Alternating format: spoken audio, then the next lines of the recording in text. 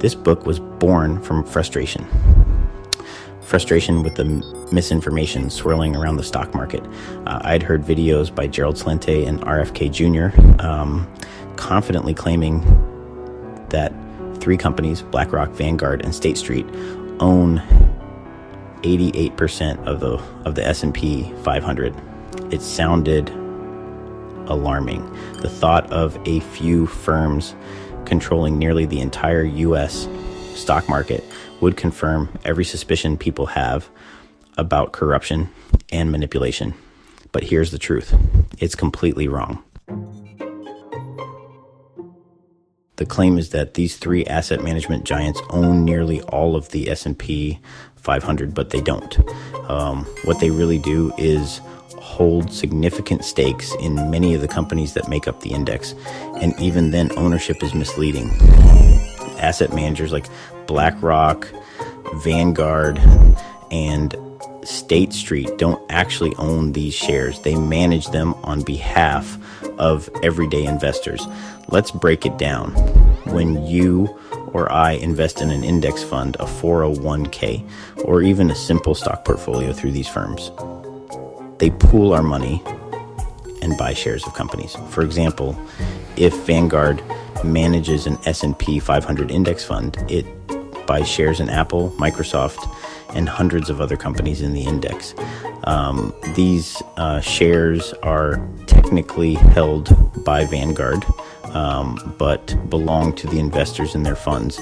So yes, BlackRock, Vanguard, and State Street might collectively hold large stakes in 88% of the companies in the S&P 500, but that's not the same as ownership. The real owners are millions of individual investors who use these firms to access the market. This distinction is crucial. If you believe these firms truly own the companies, it implies they have direct control, voting power, decision-making authority, and ultimate say over corporate policies. But that's not the case. While these firms do vote on behalf of shareholders in corporate elections, their power is limited by fiduciary duty. They must act in the best interests of their clients, not themselves. Moreover, the money they manage isn't theirs. If investors move their money elsewhere, these firms would collapse. They're middlemen, not masters of the universe. So why do claims like this persist?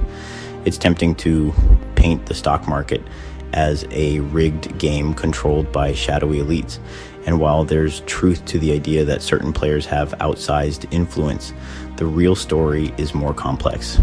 Asset managers are powerful, but their power comes from their role as intermediaries for millions of everyday investors. The market is far from perfect. There's manipulation, conflicts of interest, and plenty of room for criticism. But attributing this power to BlackRock, Vanguard, and State Street owning 88% of the S&P 500 oversimplifies the problem and distracts from the real issues. This book is about peeling back the curtain on those complexities, exposing myths and revealing truths you might not know about stocks. Because understanding the reality is far more empowering than believing in the wrong kind of conspiracy.